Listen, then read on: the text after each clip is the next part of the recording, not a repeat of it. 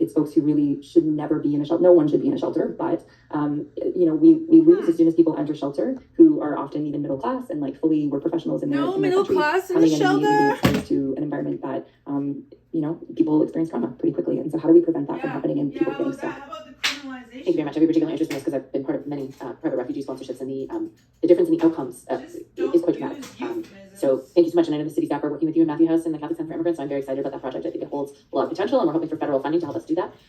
Just one more question. So in my capacity as Council Liaison for Women, Gender, Equity, and LGBTQ Affairs, I met with some organizations that work in the intimate partner violence space, including women's shelters. I'm just very curious because I know we do interface with them, but it is kind of a completely different track in terms of that system. So I'm just wondering, from your perspective, are we integrating them enough into our shelter strategy? Because whether it's a women's shelter or an emergency shelter, it's still the same folk using all of those systems. But when we talk about the Emergency Crisis Task Force, we're actually not including women fleeing violence in those numbers. And I think that's something that is a big gap that we need to address in our planning and our thinking. Head nodding, but what will they do? Thank you so much. Sorry, Councillor Carr was just asking. So yes, thank you very much. I do agree that we need to coordinate those sectors a little bit more to ensure that we're serving folks properly. Thank you. Merci beaucoup. Councillor Plante. Yes, hi, Kate. Thank you for being here. I had a couple questions. Some of them, they kind of come from different spots, but I'm hoping at the end we can just bring it all together. I'll speed it up. One of the things that I'm kind of slightly obsessed with is the acquisition part of this issue. We simply, stuff like the rapid housing thing, that's great, but we do not have time to wait for all of these things, these magical buildings to be built. There's a shortage of workers, there's a shortage of material, interest rates are really high. Can you maybe talk a bit about the acquisition piece and where do you see we can make some progress on that front? So for years, I've been saying 7 to 1 is our Ottawa number. It's 7 units of affordable housing that we lose for every 1 new purpose-built rental. New update, 31 to 1. That is Ottawa, 31 to 1. These are the most recent numbers from Steve Pomeroy's work. And those are basically units below $1,000, 1,000 or below. And that's reflective of, I think, 2011 to 2021. We're in real danger. We can build and build and build. And there are some great capital plans ahead for the city. Unless we acquire, we're actually not getting anywhere. We're actually falling behind. So I would really encourage the city to look at what's the mechanism that we can quickly acquire low-cost rentals. And here's the thing, REITs are a partner in this.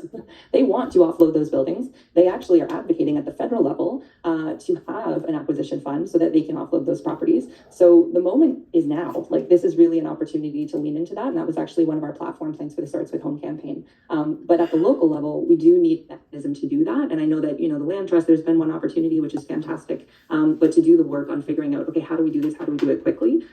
Because 31 to 1 is a very scary number. Great. And I've been in a couple community association meetings just across the province and even in Quebec. And some people use the term low barrier shelters and some people use the term high acuity shelters. I was wondering if you could unpack what that actually means, or if they're the same thing. I actually don't know, but I've heard in other communities a lot the term low barrier. So at those meetings. Yeah, I feel like I don't have an official answer to that, but my assumption is high acuity with obviously people with significant needs. Low barrier is when you really do your very best not to have anything prevent. She's like the kid in university or college or high school who's just like, I didn't do my homework, but I like to look like I'm smart, and let me ask this one question that is pretty much not necessary at this point, and I already probably have the answers in the books and in information I've been provided to at those meetings that I just mentioned, and basically from the information I incurred from Matthew Fleury, the previous councillor who was in the office between her. Like, why? I don't know. She's just so disappointing, Stephanie Plant. And it's so performative. We already know your stance. Someone from entering shelter. Just for everybody else's information, we'll just find out the difference between, these terms right now. But at the local level, we do need a mechanism to do that. And I know that, the Land Trust, there's been one opportunity, which is fantastic. But to do the work on figuring out, okay, how do we do this? How do we do it quickly? Because 31 to 1 is a very scary number. Great. And I've been in a couple community association meetings just across the province and even in Quebec. And some people use the term low barrier shelters and some people use the term high acuity shelters. I was wondering if you could unpack what that actually means, or if they're the same thing. I actually don't know, but I've heard in other communities a lot the term low barrier. So. Yeah, I feel like I don't have an official answer to that, but my assumption is high acuity with obviously people with significant needs. Low barrier is when you really do your very best not to have anything preventing someone from entering shelter. I actually was having a conversation with the former mayor of Edmonton a few weeks ago, Don Iveson, and he made a comment that during the beginning of the pandemic, they created the program that they didn't know they needed and it was opening up the conference center for the most low barrier of services possible. And that included, you can bring a pet, you can bring a partner, because those are often reasons that people are staying in encampments and they're not going to go to a shelter, as well as looking at safe substance use. How does that happen in shelter? So those components are critical to low barrier. And he said that winter they had 55 people come in from the cold that had never touched the shelter system, and that basically their lives were saved because they created a context that was totally low barrier.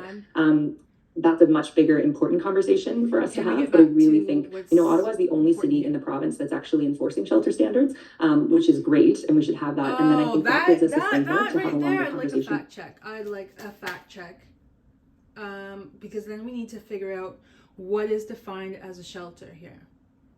Because in my experience, I don't believe that there's standards enforced or checked. Starting with, how about YWCA? Women's housing? Have you ever stepped foot in there? That's a topic for another day. They are not beholden to accessibility, to the AODA standards, accessibility of Ontario, accessibility standards for Ontarians with Disabilities Act. They're not. Are they a shelter? You better believe they are. You better believe that they get tax breaks. You better believe that they get kickbacks. You can't bring your service animal there, that's for sure. You can't bring a service animal at Cornerstone.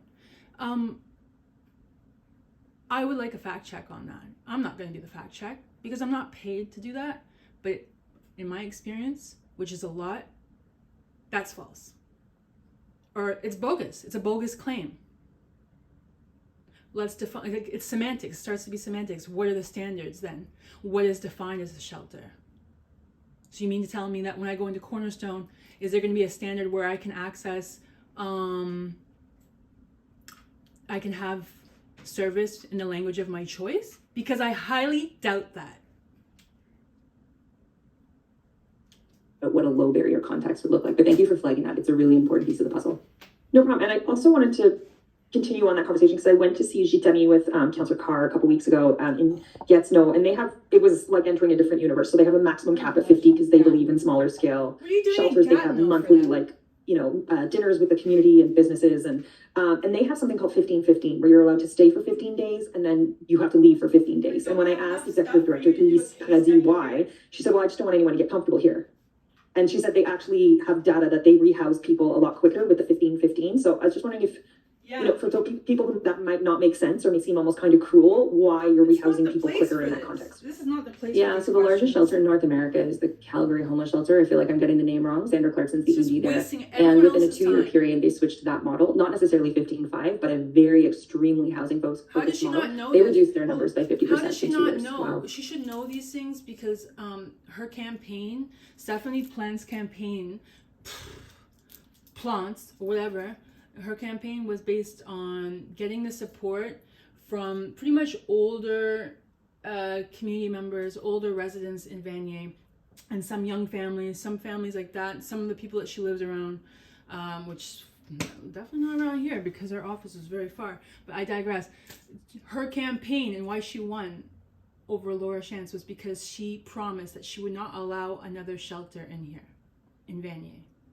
She would not allow it. And it's been going on for years. It's back and forth with Salvation Army, that they didn't want one. Not in my backyard type shit. But, to play the devil's advocate, yes, there's already a lot of stuff here in Vanier that I could see why neighbors wouldn't want more things dumped, quote unquote, in their city. But for Stephanie to be wasting everyone's time asking these definitions, which she should be an expert on right now, is whack, is embarrassing, is unprofessional, and at the very least uncourteous, discourteous, inconsiderate to her colleagues and to the delegates' time and to the Ottawa citizens, or the citizens of Ottawa time, because there's people watching and they don't need to know those terms. It's semantics. Low barrier, high barrier. You should know that basically Shepherd's is a low barrier because the cops will go and drop off people there willy-nilly, and it's just a circle. It's a revolving door. Whereas something like Cornerstone, if you identify as a woman, then you're gonna be there. You're gonna be able to access it after a few hoops that you have to jump through. That's called barriers. And then once you get into Cornerstone, you have to be there for another 2 weeks before you can even get access to rehoming services. You should know that, but you're off in Gatineau doing a fucking case study. And have maintained it. And it was like a very aggressive